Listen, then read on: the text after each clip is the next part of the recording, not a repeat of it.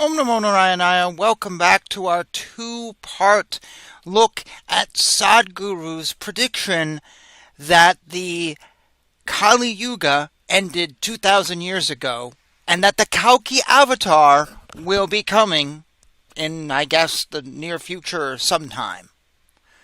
So, please join me in this. The chat window is open if you're watching this live on YouTube.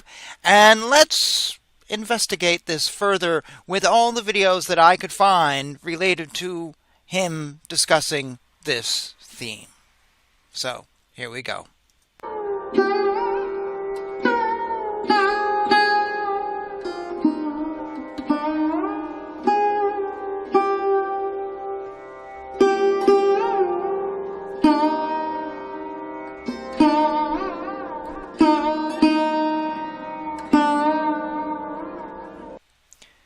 So, first of all, this show was scheduled to go up a few hours ago, but I had a bunch of stuff I had to take care of, and I didn't even know if I'd get around to doing this today.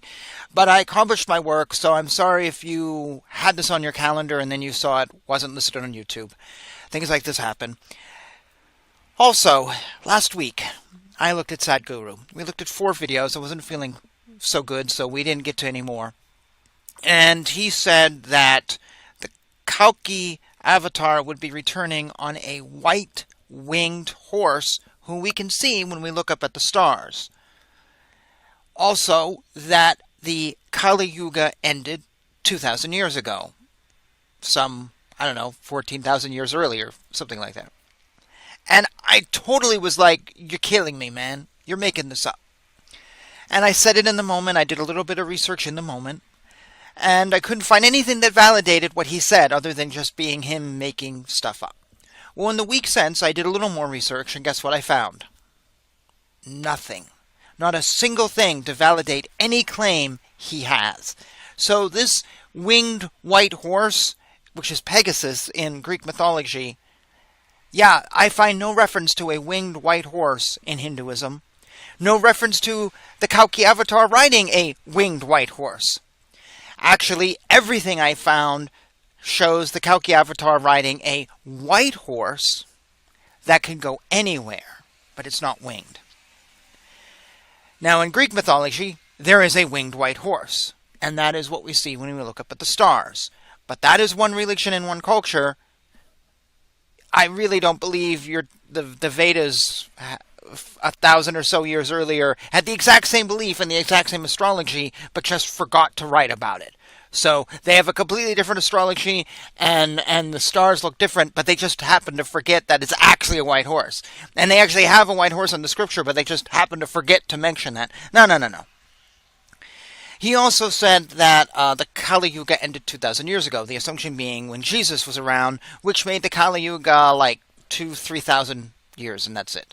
Which doesn't jive with any of the math we've done. And I said that something is off with this. And I'm not going to restate everything I said in the opening to that episode. You can go back and look at that. But I basically believe then, and I believe now, that what he is saying is gibberish. He's making it up. Now, he's doing what a lot of people do. They mix and match whatever they want. Hey, that looks good. That looks good. Hey, it's a white horse. Oh, they have a winged white horse. Oh, we'll make it the same horse. No, that's bullshit, people. Don't do that. If one religion says here is a white horse, and another religion says here is a white horse with wings, well, they're both horses, and they're both white. Oh, it must be the same horse. Why would you say that? What conclusion can make you say that they're the same person, the same entity?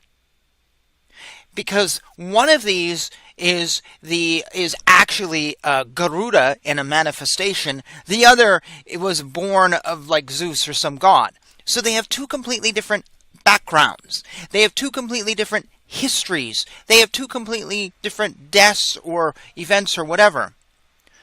Two completely different things, but you think, oh, well, white horse. Oh, it must be the same horse. Why would you say that? That makes no sense. Also, two completely different religions that may or may not have known about each other. Makes no sense. But this is how modern religion works. You mix and match, you do whatever you want. Madame Blavatsky made it trendy. New Age makes it totally trendy, and I totally stand against that, because this is called universalism, where we make everything one, and we mix it up in a soup, and we walk away with a fake belief that muddles our minds. Because God didn't send down his holy text that said there is a white-winged horse. No, there's no text that says that from God. So if you think you're believing in this horse and following God, well, you're not, because that's not what God's message to us was. If you believe Hinduism, God's message was a white horse that could go anywhere. If you are a Greek follower, then Zeus gave you a message that is a white-winged horse. But to create this and mesh it all together, well, first of all, if you mesh it all together, is it then Garuda is manifesting as the son of Zeus? Because that's what you're going to have to do. You're going to have to mix the stories together. And they're going to have, and they have two biographies, but I guess one day they lived one biography and the next day they lived the other biography, and then they went back and forth between the two. How do you have two complete biographies of two creatures and then say it's the same creature? You can't. We do this already with Yama and Satan. Yama is the ruler of hell, or the equivalent of, really it's more purgatory. And then we know who Satan is. And people say, well, Yama and Satan are the same creature. No. Yama is a title that's actually held by many people. You may reincarnate and become a Yama, who is a ruler of this area that, as I said, is more like purgatory. Now, supposedly there was a original Yama and a person who's Yama, but now, from what I've seen, it's more of a title. Satan is an actual person, is a fallen angel, formerly known as, I guess, Lucifer, who fell in a battle of angels or whatever. Find me a story of how Yama was part of a battle of angels fighting, I guess, Vishnu, it would have to be. See, they have two completely different backgrounds, two different lives. And one follows more of a purgatory, one follows more of a hell. They're at very different places. So when you start mixing them together, well, whose story are you going to jettison? Okay, Lucifer fell and became Satan and thus rules over the Hindu purgatory. Okay, so I guess you just jettisoned Yama's history then. And the idea that Yama is a title, you just jettisoned that. Which means you just jettison the Hindu texts and you don't take those as legitimate. Or if you say, well, Yama is actually Satan, well, then you just jettison the Christian theology. Even though the Christian theology isn't biblical, it's all messed up. So I like to say, hey, let's just have them do their little thing over there, and we do our little thing over here, and we get our thing going, and we do it really well, and we just forget about them. That's my theory. So yes, they have a white horse. We have a white horse. Okay, end of story. They're not the same thing. Oh, we have a god of a hell. You have a god of a hell. No, they're not the same. They are two completely different. Because when you start fusing them, you start jettisoning things. This is the criticism of the Baha'i faith, who bring things together. Because the criticism is, well, they bring all these things together in a big story, but you then have to start dismissing parts of the stories to make it work. And when you dismiss parts of the stories, one religion will lose and one will win, unless you create a brand new story that doesn't involve any religion, and then it's just your own thing. And that's how brand new religions start up, you know. But who's going to be the winner? Are you going to say, well, it is actually a fallen angel, and this Hindu Purana history doesn't count now, so the Hindus lose out? That's what this is. When you bring this together, somebody's got to lose. When you combine stories into one person. But we have no reason to do that, because there's nothing in the scriptures that says Yama is Satan and Pegasus is actually, was it Devadatta is the name of the horse? There's nothing in the scriptures that say that. Actually, even Buddhism and Hinduism, people say, well, Buddha is accounted by Hinduism, but actually some say no, it's actually the Kalki Buddha. The Kalki Avatar, it's the one presented, not the Buddha, Gautama Buddha. Because in order to say this is Gautama Buddha, we then have to discredit some of the things that Buddha said in order to make Buddha fit. And then when we start discrediting stuff, that starts peeling away the story. Suddenly, well, no, it's actually something, it becomes something different, and we're literally telling a religion, well, we know your religion better than you because we've peeled away stuff and we've made it work with our... Please stop this. This is universalism. Stop. It makes no logical sense. And as I said a million times, and I'll say it a million more, why would God create an absolutely logical world? One of the arguments for God, whether you believe it or not, and some say it's not a valid argument, but a lot of people use it, and the sort of the go-to argument is that everything in the world fits perfectly. Everything is just, it's like amazing how all the pieces just fit So then why would God have an illogical religion with pieces that don't fit? See, this is my question. So stop this.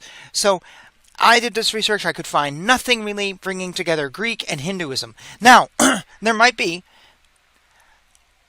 stepping back from the religious views, there may be a historical trend. So we may have found that Hindus went to Greece, because Greece came later, I guess, than the Vedas, and the Greeks borrowed, because we know the Greeks and Romans, whatever, we know how they do their things. So they borrowed the idea of a horse, and then they gave the horse wings. That could be a very legitimate argument from a non-faith standpoint. And a view that says these are not actual gods, they've borrowed and they've twisted. So actually Pegasus, it does derive from the Devadatta. They just changed it to work with their story. That is very likely. That could be. In that case, it just debunks the Greek religion as not being entirely God-gifted. It's just a man-made religion. You could even argue it the other way around. So the Hindus borrowed Devadatta from the Romans, but then that debunks Hinduism as a fake religion.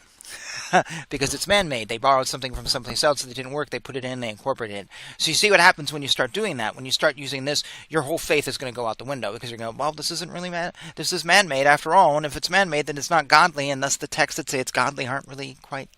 You see where this goes? It's a huge discussion. So that's why I say just leave it alone. Don't go there. Now, I found one website that did actually link up all this stuff, Pegasus and whatever, and it declared something. I can't remember the name. I can't remember exactly what it said. It declared at one point that, what was it? Something how Vishnu is actually like the third cousin of Zeus or something. It's like, are you killing me? Really? Yeah.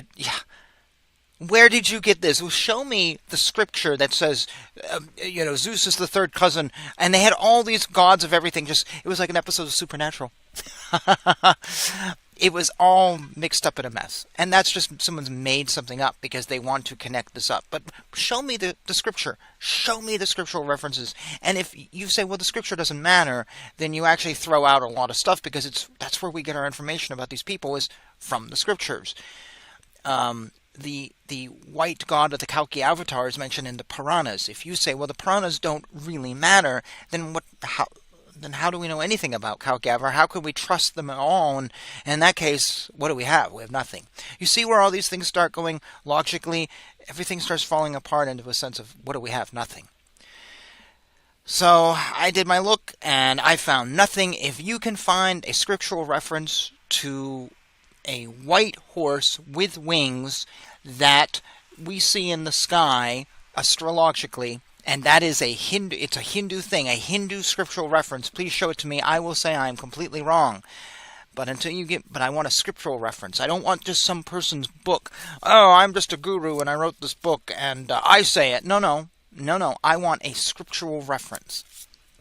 If you can do that, I'll back off and I'll reevaluate.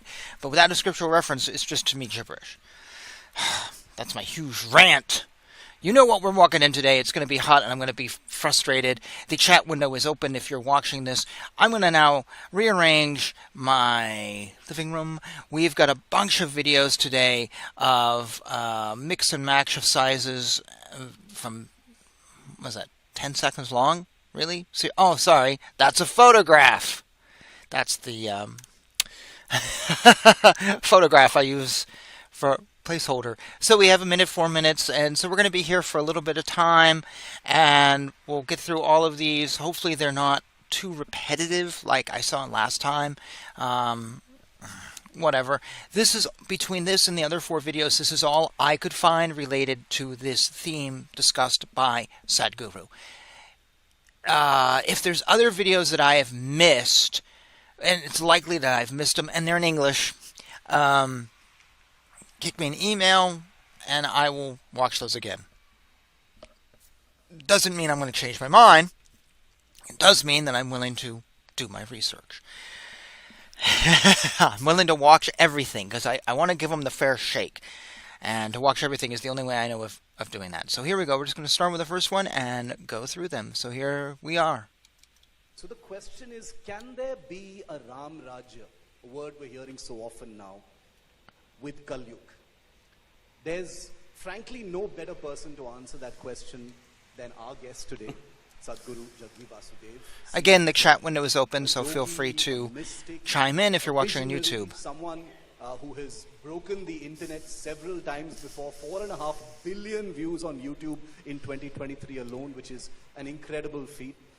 Well, first of all, we are not in Kali Yuga. Let's understand that.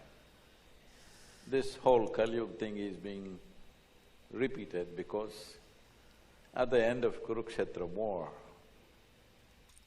So I want to back up and say in the last chat we did here, last reaction, he declared that it's wrong that we're in Kali Yuga because Krishna lied to us. He told us we were, but we are not. Krishna lied. Coincidentally, 2,000 years ago, when Krishna wasn't on earth and Jesus was. Yeah. Krishna talked about Kali Yuga. But according to the precision of the planet, that every 72 years, planet covers 1 degree of the zodiac. If you go by that, it's a cycle of 25,920 years, and it is 8 parts of time, that is 2 Satyugs, 2 Treta, 2 Dwapara and 2 Kali Yugas, and Kali Yuga comes together. So together it is 25,900 plus years, which is already over a long time ago. By 2083, you will complete Dwapar Yuga and you're moving into Treta Yuga. So very appropriate to talk about Ram Rajya because he's from that time. We are in Kali. So that said nothing. That said nothing. But here's Joe Rogan. The Hindus were very smart in their idea that there are certain ages almost unavoidable of civilization. That they go through these cycles. Well, first of all, we are not in Kali Yuga. We are moving into Treta Yuga, which is the second best time that can happen in this cycle. This whole Kali Yuga thing is being repeated because at the end of Kurukshetra war, Krishna talked about Kali Yuga. Krishna said, in Kali Yuga, which is down here, which is so far away from the super sun, the ether will be so low, no point trying to teach them yoga, trying to teach them meditation, they won't get it. Just teach them devotion. If they're devout, then they will generate their own ether. There will be an etheric content in the atmosphere. Because of this, they will perceive, realizing that the whole body is an electric structure and the whole universe is an electric structure, will come naturally as the solar system moves closer. So right now we are moving into Treta Yuga, which is the second best time that can happen in this cycle. But according to the precision of the planet, that every 72 years, planet covers 1 degree of the zodiac. If you go by that, it's a cycle of 25,920 years, and it is 8 parts of time, that is 2 Satyugs, 2 Treta, 2 Dwapara and 2 Kali Yugas, and Kali Yuga comes together. So together it is 25,900 plus years, which is already over a long time ago. By 2083, you will complete Dwapar Yuga and you're moving into Treta Yuga. So very appropriate to talk about Ram Rajya because he's from that time. So this Kali Yuga business is like you read an old newspaper and you keep talking about the same thing forever. That was spoken in 3140 BCE. That is when the Kurukshetra ended. So Kali Yuga is long time over. Ram Rajya is a choice. Metaphorically, it means a striving for a just rule. I'm insisting on this, it's a striving. It doesn't mean everything was just. During Rama's time, everything was not just. There's a whole lot of problems out there, but there was a striving. Who can strive for such a thing?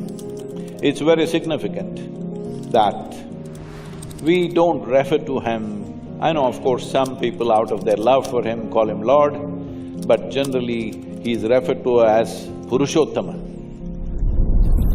Purushottama means a Uttama among the Purushas, a human being who has risen, a man who has risen. He has risen to a certain height within himself, because this is essentially a civilization where we are not waiting for some gods to descend from somewhere. We are always seeing how to devise ways where a human being can rise to his ultimate possibility or the highest possible place that he or she can be in. So in that context, Ramarajya means striving for a perfect nation or a just nation, which was striving right through his life. Did he achieve it or not is not the point. The point is somebody is striving, because human life is made like this. Only a dead person will have a perfect life. Living people can only strive. So it's really interesting because he did this in the other videos where he mentions the Kali Yuga and he mentions this, but then he flips over to personal growth. And I actually said in the other video I had no issues with his personal growth take. My issue is with him spreading a lie.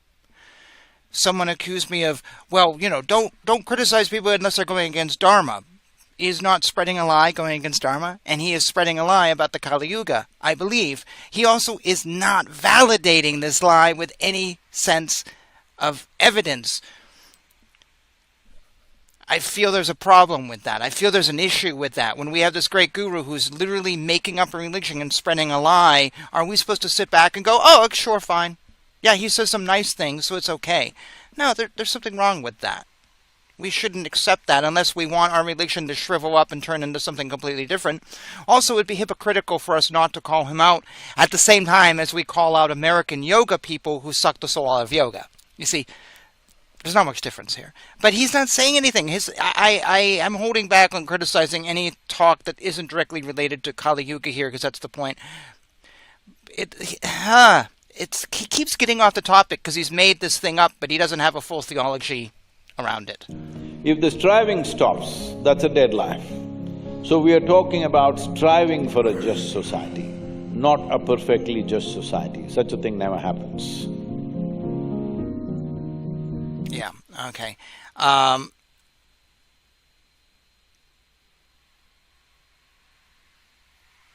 am going to fast forward. There we go.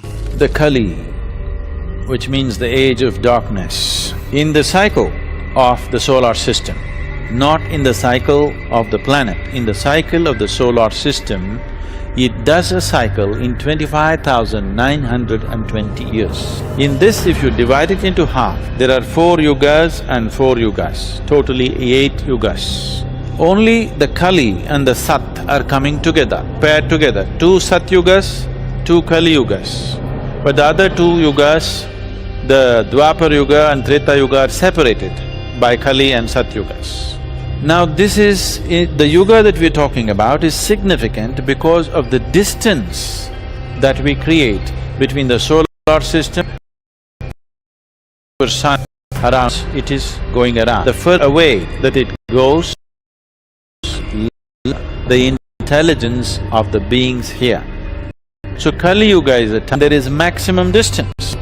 Because of this maximum distance, the human intellect is at its lowest, and then as it starts moving closer, human intelligence will begin to blossom. Actually, they go to the extent of saying that human ability to understand and use the electrical and magnetic forces in the human system will get better as it gets closer and get worse as it gets further away. Today you know, your intelligence is essentially how your neurons crackle in the brain. If you see a kind of a simulated image of the brain, you will see it's crackling around. So, you will see it's pulsating with crackling like electricity, because How much electrical charge it can carry determines how well you can think, how clearly you can think. So Kalki is to come to end the age. To end the age of darkness, he is supposed to come. See, the nature of time is such, nobody need to begin it, nobody need to end it. It goes on anyway. Nothing may happen to you in your life, but time will pass, isn't it? There's one thing you can be guaranteed of. In case you get some boon and become immortal, you may even become immortal, but you can't stop time from passing on, isn't it? So nobody has to begin an age and end an age. It is just that they said Kalki will come on a white horse, winged. So if horse has wings, it's a no-good horse. Horse should have good legs. A horse should have 4 good legs, that's a good horse. A horse which has wings is a lousy horse. So obviously, they were talking about a white horse metaphorically, not as a horse. It is a metaphoric thing that So he said this in the earlier video, which contradicts the Puranas, which actually say that the horse can go anywhere. So he's criticizing, well, winged horse is bad, but the Puranas actually say that the horse can go anywhere. So how is going anywhere bad? See, this is the problem I have. We're accepting of these teachers who are giving us things which are darkness. And I feel it's my task to help people see the darkness and to see how the darkness comes as a smiling friend. This channel has nothing to do with me. The only part of this channel that has to do with me is I like to talk and the reading of the scriptures. The rest of this is just helping others. I'm not trying to find myself. I was accused of doing that. Oh, you're trying to find yourself and whatever. No. This has nothing to do with me. I just see people accepting and swallowing darkness and misinformation, and then they wonder, why aren't I getting anywhere? Well, you swallowed the wrong pill. And he is teaching things which just aren't valid. They can't be validated. And you wonder why you're not getting anywhere. Why did you study under a teacher for years and years and years and felt like you didn't get anywhere? That's what I'm doing here. I'm pointing out ways of seeing things to show you that what you might be getting isn't leading you anywhere. It's nothing to do with me. This really has nothing to do with me. brightness will arrive. When the age passes, the darkness will move out and brightness will arrive, and it will destroy the darkness. If the hall is dark right now, if I turn on a light, does it destroy the darkness? He said this before. As the solar system moves, it moves into a dark phase, and as it moves out, light arises. It will rain upon us. Even if you don't want to be, suddenly your brain will crackle and work better because you moved into a different age. Intelligence worked means light. I got a bright idea. So he's actually said this before. We're getting a lot of repetition in how many videos now? And that's really interesting to me, that it's basically just a few little clips that are being regurgitated over and over again to make it feel like, oh, there's so much here, but there really isn't. This is very deceptive behavior. It actually falls back to my reaction videos of different gurus and the cult behavior, where you're sort of sharing your message under different guise, but the message is actually really small. And it's not that it's a super complicated message. Now, people may say, well, it's a simple message, but there's more going on here. He's trying, I think there is an attempt to make this look like there's a lot of information out there, but he hasn't said a lot. He said very little. He's not justified it. Now, I just got on Wikipedia. I'm looking up yugas here, and it said that the Kali Yuga, according to Puranic sources, started when Krishna died, which is dated, if you believe the dates. It is said that he died 3102 BC. And so the Kali Yuga began, according to Wikipedia, 5,125 years ago, and it will end, I'll give you the year it will end, is the year 428 AD. 899 CE. So it's 4.2 thousand, or 442,000 more, 426,000 plus more years to the Kali Yuga. But he has said that it ended 2,000 years ago. And this is what I want to know. Why is he saying that it ended 2,000 years ago when the Puranas said that it started 3,000? Where is he getting that? Where is he getting this? Why 2,000 years ago? What happened 2,000 years ago? Why are we not in it now? And we're not in, according to the Puranas, we're not in the Satya Yuga. We're in the Kali Yuga. But he is completely at odds with the Puranas, and I want to know why. And to me, that scares me, that someone of his stature is completely at odds with the scriptures. It also verifies those that say he's a fraudulent guru, because he's literally making things up. And the scriptures clearly say if someone isn't versed in the scriptures, then they're not a teacher. So this is validating those who criticize Sadhguru as a bit of a fraud. And this links up to the other videos I do pointing out gurus and how there's a lot of gurus who are frauds. He's literally contradicting the Puranas without any logic or anything. And that to me is just, that's a question I have. It's just like, why? What is going on? Why? I want to know his details, but he's not giving them, and I'm very disappointed. Bright idea, not a dark idea. Understand? Because intelligence, always human beings have associated with… And I gotta say it, he's distracting us with talks of brightness and darkness and horses don't run so fast. It's a distraction instead of actually giving us information. You see, like I said, the lessons he's teaching are fine. It's just he's not staying on topic. And that bothers me. That's a very cult-like, fraudulent approach as to, well, this is what you want to know, but I'm going to swing you over here to distract you with some nice words, and you're not going to realize you're being fooled. And that's why I do these shows, because I fear for people who are being fooled. Light. So, the scripture said, once the solar system moves out of this, a brightness will arise. This is very beautifully expressed. In the different yugas, human beings use different dimensions of intelligence, different dimensions of communication. In the Satyuga, mind will be more important. Mind, not intellect. Mind will be more important. Probably… So he says in the Satyuga, mind will be more important, but according to other videos we watched, the Kali Yuga ended 2,000 years ago, so we're in the Satyuga. So he says in it, mind will be more important, but right now it's not more important? And the way he talks is, well, in the future, in the Satyuga. Well, no, we're in it right now, according to the other videos we watched.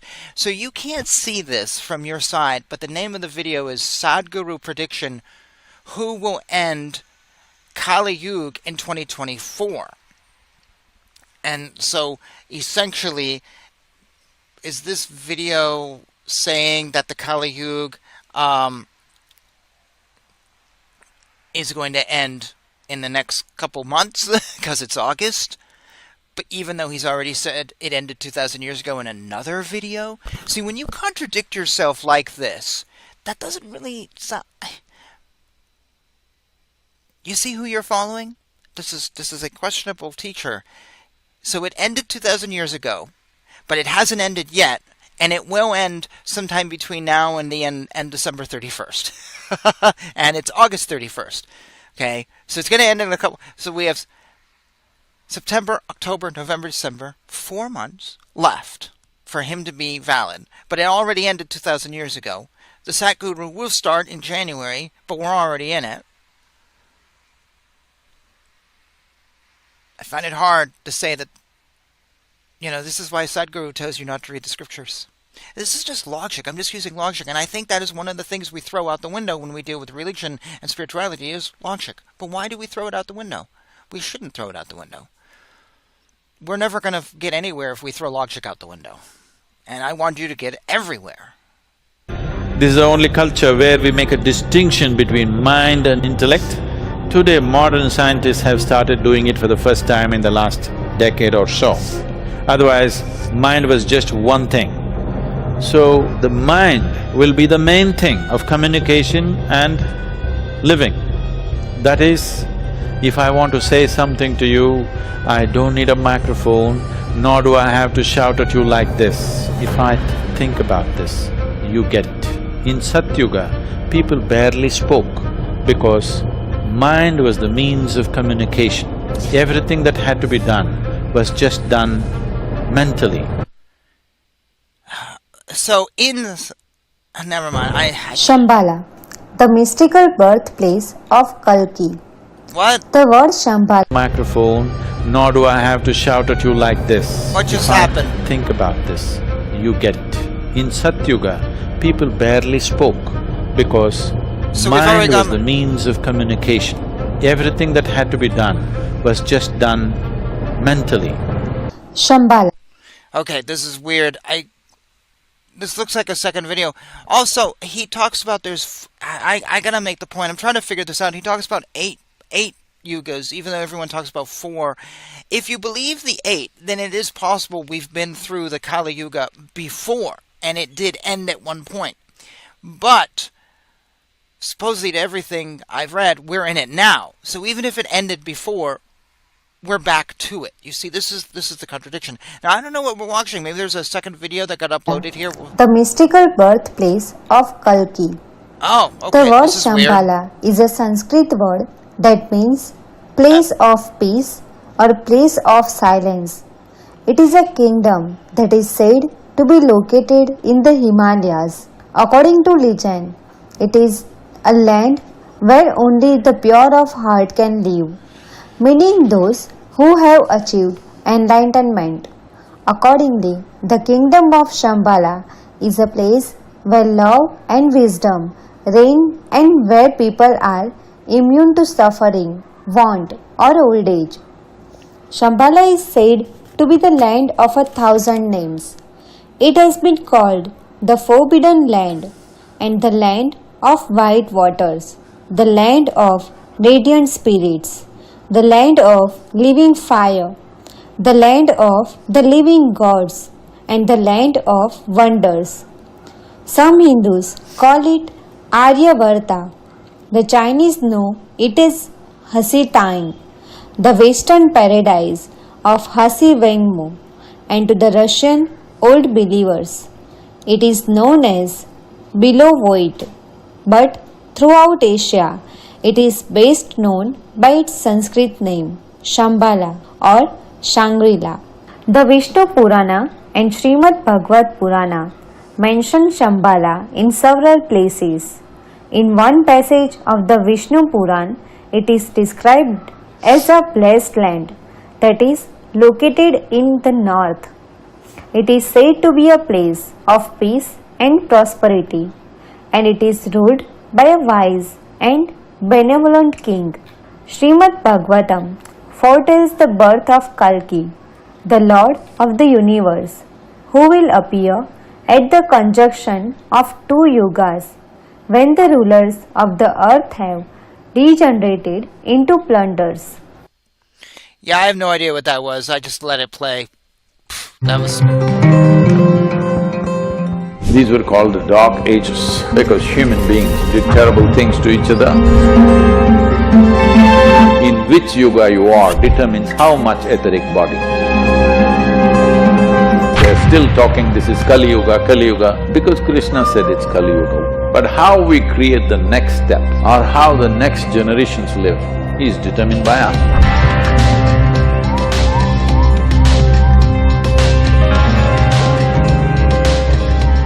Well, this whole thing is going on, that at least in the news channels, they're still talking this is Kali Yuga, because Krishna said it's Kali Yuga. He said this before, he's still repeating When? himself.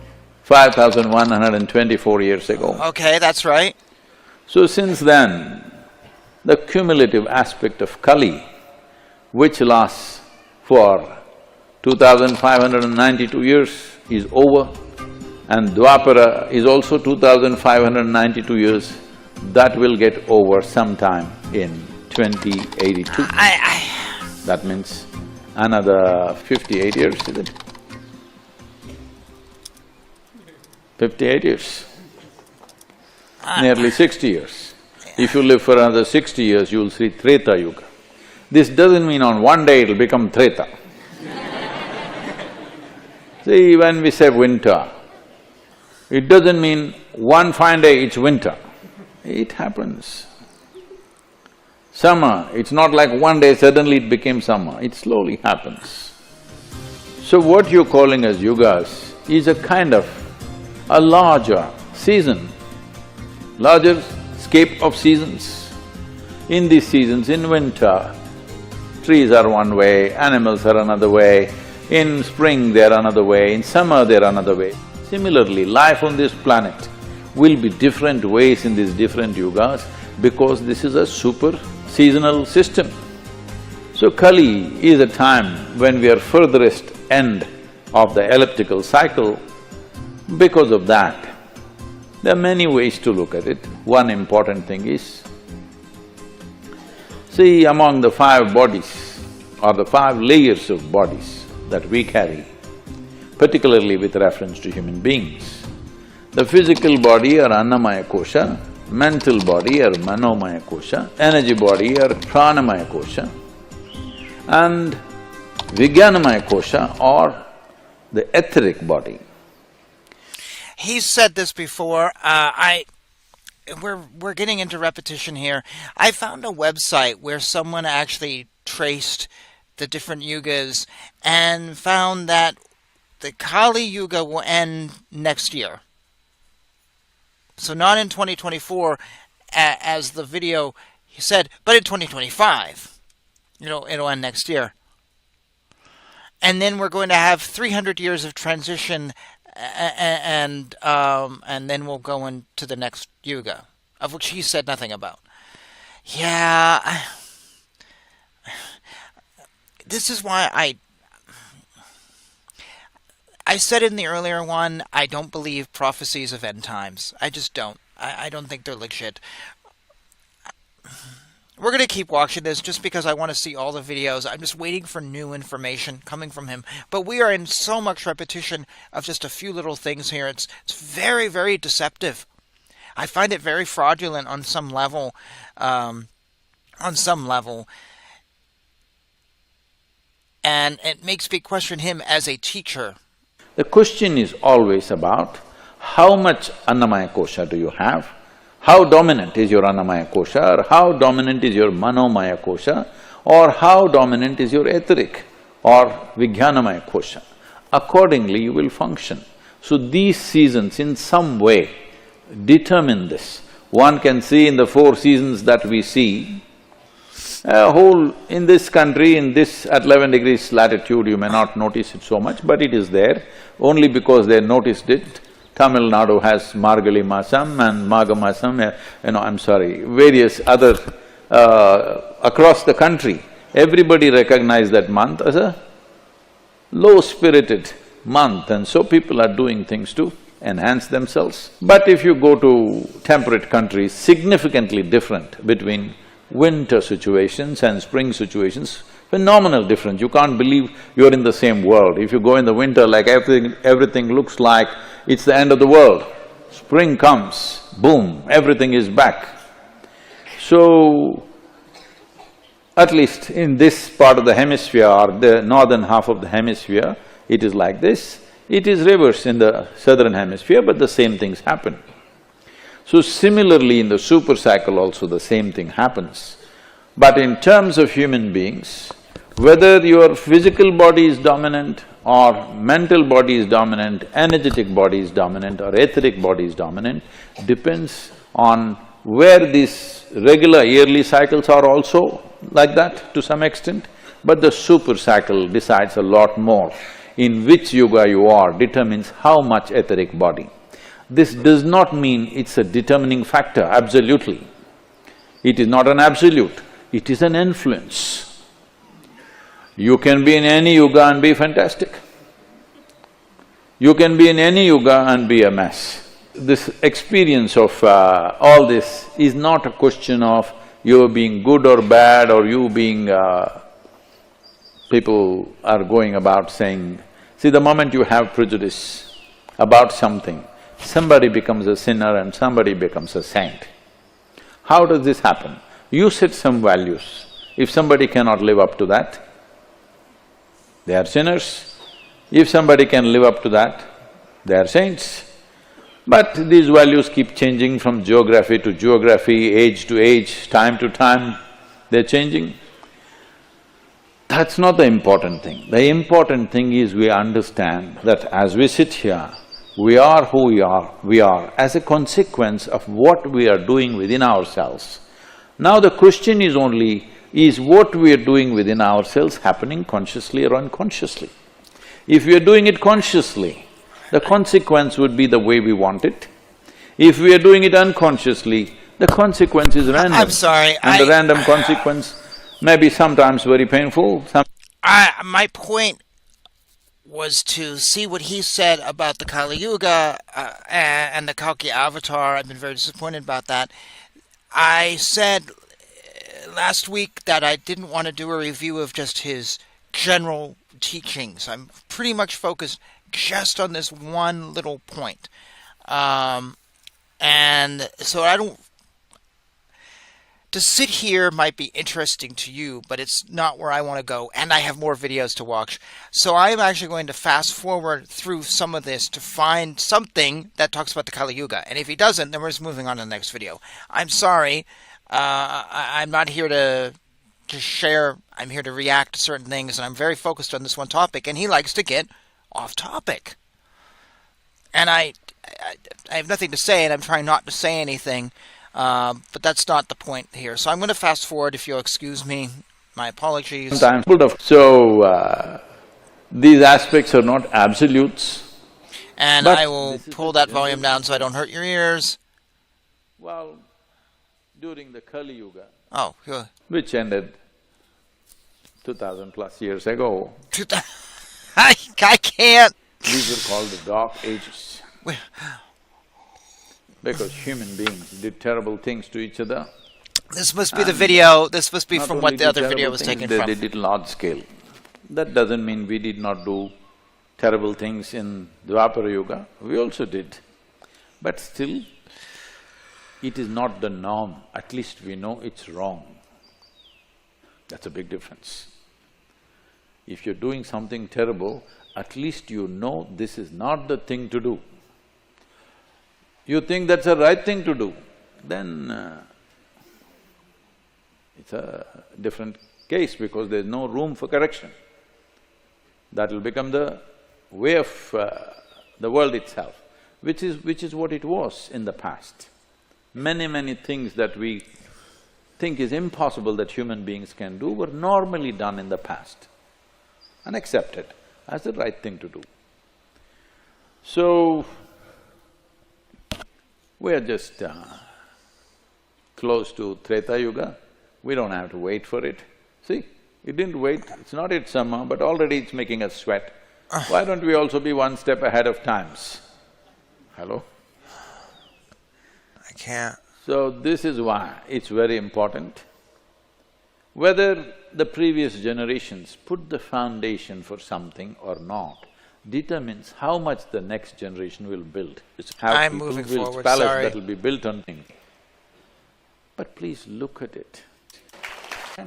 Or how the next generation is changing from winter to spring. We must be ready to blossom.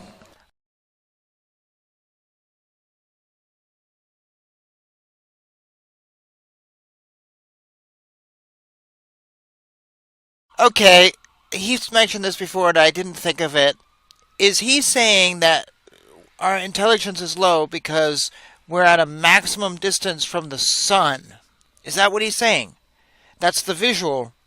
And so as we get closer to the sun in that orbit, like in the Treta Yuga and the Sat Yuga, then our intelligence grows. Is that what he's saying?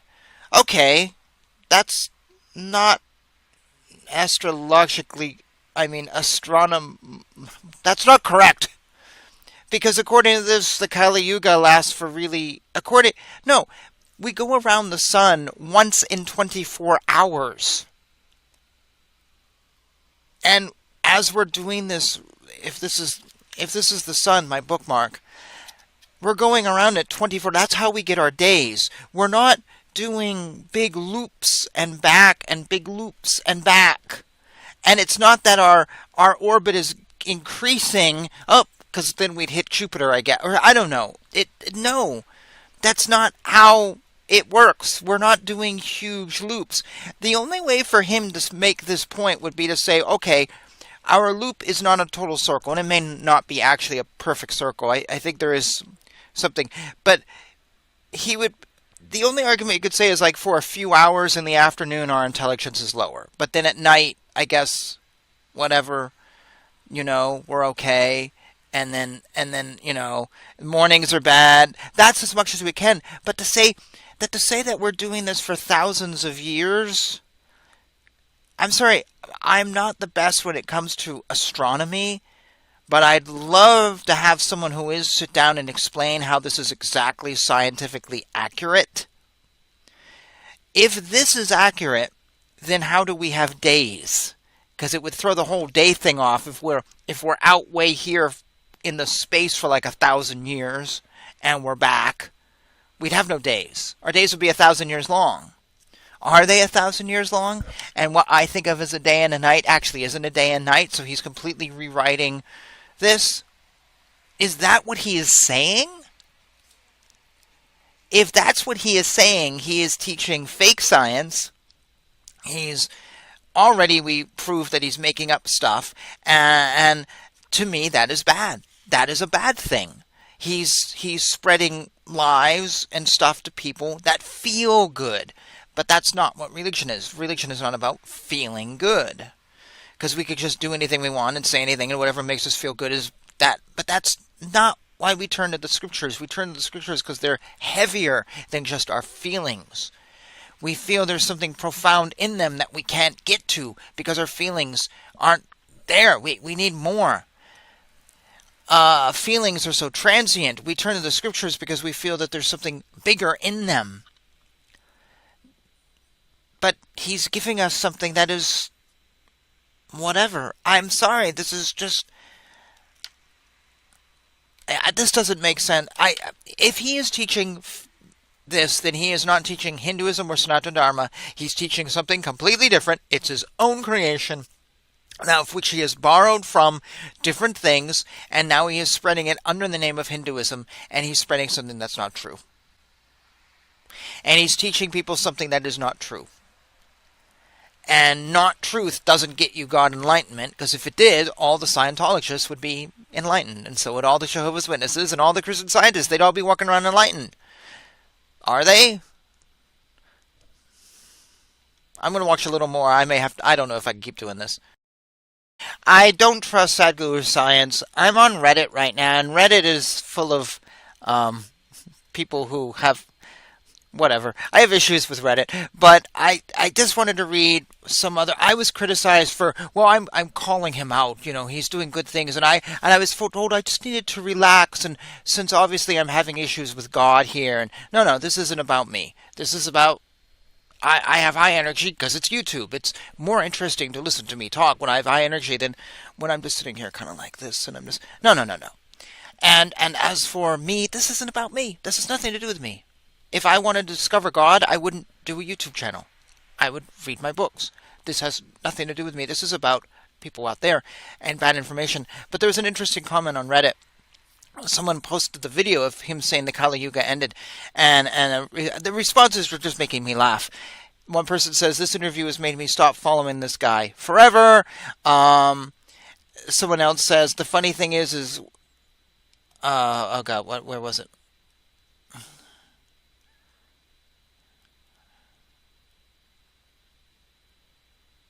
What was I listening to?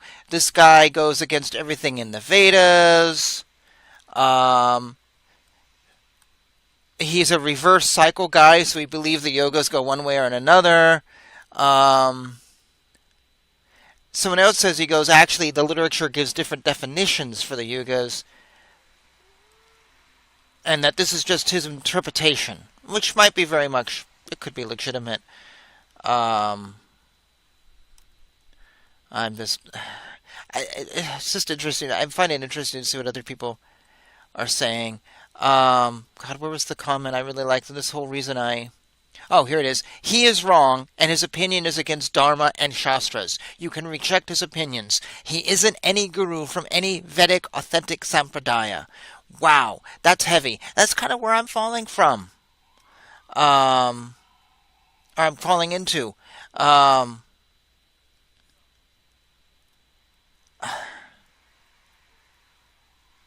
Someone else said the Yuga concept is not actually Vedic, it's Puranic. So that there's a difference. I don't know. I'm sitting here kind of debating. To listen to this is hard. We're going to keep going. I'm sorry, but this is so deceptive to me. This repetition of the same few little facts. The same talk over and over again, presenting itself as new talks, whatever, here on YouTube. Without elaboration, yes, we take the same talk and repeat it over and over again, but he doesn't have the facts and he doesn't have the elaboration, and it just really, really bothers me. It just screams the same thing I complain about with cult leaders. And that is my issue here, is this a cult leader? I'm not saying he is, but he's exhibiting some of the traits of someone who is trying to fool you and play with your mind and not give you actual authentic tradition. The actual authentic tradition he says he's from. Now, on Reddit, they were saying how, well, it's actually not. The yugas are not Vedic, so he can have any interpretation he wants. It doesn't have to be Vedic. And then some are saying, I saw someone else say, well, it's just a fiction of the mind. That's not what he's saying. He's not saying it's a fiction of the mind. So we have to kind of work with him. He's saying it's this big idea. But even if you discredit the Vedic thing, the horse with the wings is wrong. It's just clearly not in any scripture. I cannot listen to the same talk we've listened to already numerous times. It is a waste of my time to just listen to the same thing over and over again with no elaboration. Metaphorical expression and made-up facts is, to me, hurtful, because it's hurtful. I can't. I'm going to go to the next video. I'm sorry. They said Kalki will come on a white horse. No, this is a reaction. I don't want to do another reaction. I'm sorry. I saw something of Sadhguru a few weeks ago. He was talking about how the Kali Yuga was ended. I was very interested in this. I was like, wow, what is he saying? Is this prophetic? And I might be believing his thing if he actually had given some more facts, if he hadn't been contradictory from every single website I am finding. So this means 100% of websites are wrong, and he is right. They all give dates and time. He gives some, but it contradicts. This is the problem I have. I continuously on my channel talk about how scriptures are really important. That's what gives us the foundation. If we throw the scriptures out the window, then suddenly what do we have? We're no different than the New Age people. Is that what you want to be, a New Age person? You just believe anything that feels good, anything you want, just look at it in nature. Here's my cup of water. This is just God, whatever. Well, then what makes you different than a Hindu? Or what makes a Hindu different than whatever? I say find your path and follow it. But if we just kind of do whatever, then we're actually losing the path. Now, people can criticize, well, you can find God through numerous paths. And I don't care about that argument. My thing is, you find your path and you follow it. Not just find your path and then do anything you want with it. And that's what he's doing. And then when you do anything you want with it, then say what you're doing is legit according to that path. No. If it is legit, give me the scriptural references for it. But also, here's a guy who is literally making something up that can't be verified by any scriptural references. And then he says he's an authentic tradition, an authentic teacher of this tradition, but he's literally spouting something that contradicts everyone. That's a problem for me. It means that he is a fraud, really. It feels like a fraud to me. And I don't want you following frauds. I'd rather have you making everything up on some level, because then you wouldn't be following him. No, I don't want you doing that either.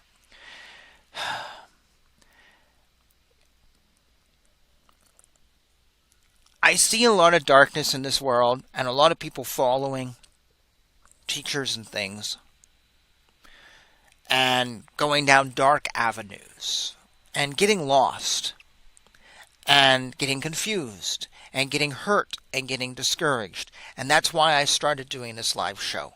It has nothing to do with me. As I said, I can study without wasting my time here. And I wanted to reach out. And what I saw was people were following teachers. They were following people blindly. And that's why I do this show. Is because we're following these people and we don't think about what they're saying. We don't question them. The only people who do question are like atheists or whatever. You see it all the, oh, well, you know, it's all garbage. And then it becomes this atheist, God-believing thing. But no, it doesn't have to be like that. We should never stop thinking and never stop questioning and never stop asking questions. And I do this show, basically that's my whole message, is don't stop thinking. Keep thinking. Always ask questions. And yes, he may consider himself a great guru, and others may too, and lots of people might. But does that mean you have to stop thinking if something just makes no sense to you? Why? And just because a lot of people think he's a great guru doesn't necessarily mean he's a great guru. A lot of people thought Hitler was a great leader. Does that make him a great leader? You see? So my whole point is just to always be asking questions. Don't let anything fall away, and don't ever just stop and go, okay, well, it's a nice day, therefore I'm not going to ask questions today. No. It's about finding something greater and listening to this guy. Oh my God. This is actually the first time I've sat and listened to 2 hours of his talk just through, and I'm very disappointed in it. And I didn't want to do the video today because I knew I was going to get all riled up, and here I am getting all riled up. But yeah, it's like, wow. He's the reason I'm doing this channel, is to give you warning and to teach you not to just to go with these things. But if you hold something valuable like the scriptures and you listen to him who's basically dumping on it, how do you justify that? That's my question for you.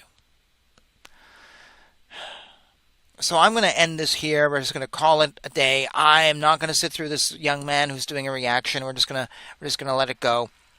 I'm not going to. I've heard the same video now numerous times, and we could just keep pondering and asking questions of ourselves and doing this over and over again. But I don't want to do that. I came here looking for answers. I came here looking for information, and I had nothing given to me.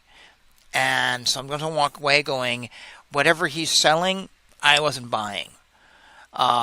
Instead, he's actually teaching things which are contradictory, questionable, non-scriptural, and just out there.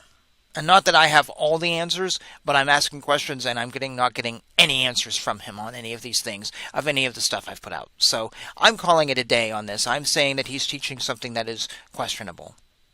You can believe it if you want, but I see no reason to believe it. I see nothing that is scripturally valid here. I see nothing that is not him just making stuff up. Why? I don't know. But, yeah, my quest has been solved. I'm done. And with that, I'm just going to bring this show to a close, and thank you for suffering through me on this. Sometimes I just get really frustrated because it's just like, oh my gosh. Someone on Reddit actually said he's part of the problem. Don't know if that's true. Love to see scriptural evidence for Pegasus if anyone has that. I can't find anything. And scriptural evidence that the Kali Yuga ended 2,000 years ago and is going to now end again in 2024. And according to somebody else in line, is going to end in 2025. Please show me the evidence. Without changing the topic. Without saying, well, it's really not Vedic, it's Puranic. No. Stick to the topic, please. Okay, I'm done. I'm out of here. Thanks for hanging out with me.